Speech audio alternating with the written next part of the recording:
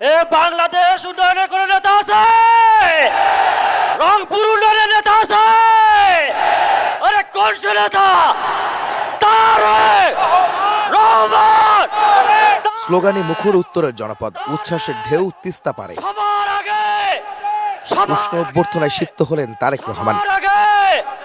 সবার আগে রংপুরের মাটিতে 2 দশক পর আগমন বিএনপি চেয়ারম্যানের। বাঁধভাঙা জোয়ার পুরো মাঠ জুড়ে। রংপুরের কালেক্টরেট ঈদগাহ মাঠে বিএনপি চেয়ারম্যান এসে পৌঁছান রাত 8:30 নাগাদ। সে সময় রংপুরের জনপদে স্বাগত জানান বিভাগটির নেতাকর্মী, সমর্থক ও সাধারণ মানুষ।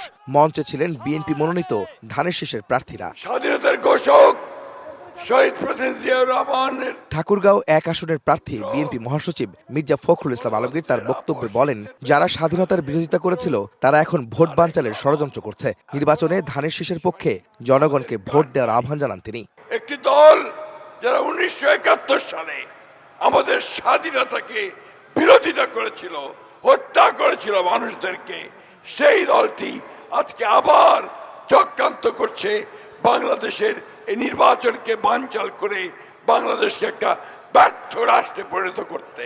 বিএনপি চেয়ারম্যান তারেক রহমান তার বক্তব্যের শুরুতেই জুলাই শহীদ আবু সাইদ সহ জীবন উৎসর্গ করা সবার ত্যাগের কথা স্মরণ করেন। বলেন, দেশের জন্য এই ত্যাগের মূল্যায়ন করতে হলে যে কোনো মূল্যে মানুষের রাজনৈতিক ও অর্থনৈতিক অধিকার নিশ্চিত করতে হবে।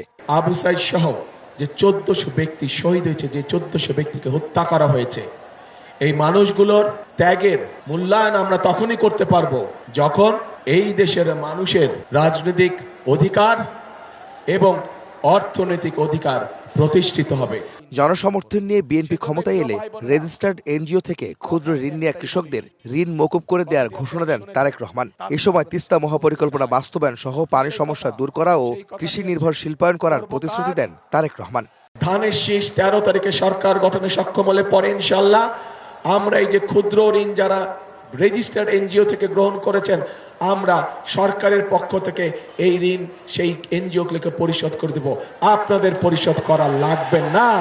বিএনপি ইনশাল্লাহ সরকার গঠন করলে এই এলাকার মানুষের জন্য যে তিস্তা ব্যারেজের স্বপ্ন, সেটি পূরণের কাজে যথাসম্ভব দ্রুত হাত দিব ইনশাল্লাহ। জুলাই সনদ ইস্যুতে বিএনপি চেয়ারম্যান বলেন, 31 দফার মাধ্যমে তাদের দল অনেক আগেই সংস্কার প্রস্তাব দিয়েছে। শহীদ আবু সাইদ ও ওয়াসিম সহ জীবন বিলিয়ে দেয়া ত্যাগীদের সম্মানে আগামী নির্বাচনে ধানের শীষের পাশাপাশি গণভোটে হ্যাঁর পক্ষে ভোট দিতে সবার প্রতি আহ্বান জানান তারেক রহমান।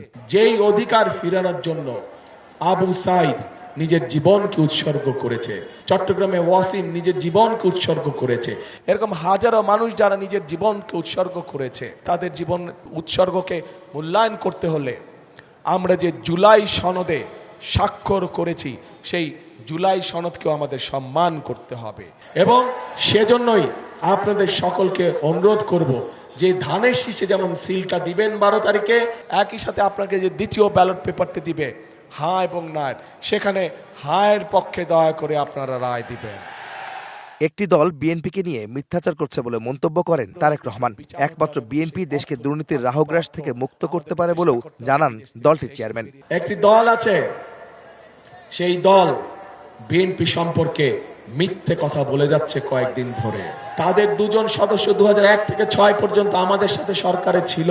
তাদের মানুষগুলা ভালো আর আমাদের মানুষগুলা খারাপ।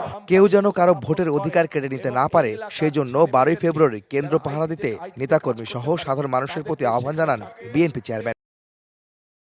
রংপুরে বিএনপি চেয়ারম্যান তারেক রহমান নানা প্রতিশ্রুতির পাশাপাশি তিস্তা মহাপরিকল্পনা বাস্তবায়নের ঘোষণা দেন তিনি। জনগণের সমর্থনে ক্ষমতায় গেলে জনকল্যাণমূলক পরিকল্পনা বাস্তবায়ন করবেন তারা। বলেন, বঞ্চিত উত্তরের জনপদ হবে আগামী দিনে বাংলাদেশের নতুন রোল মডেল। আহমেদ সালেহীন, সময় সংবাদ।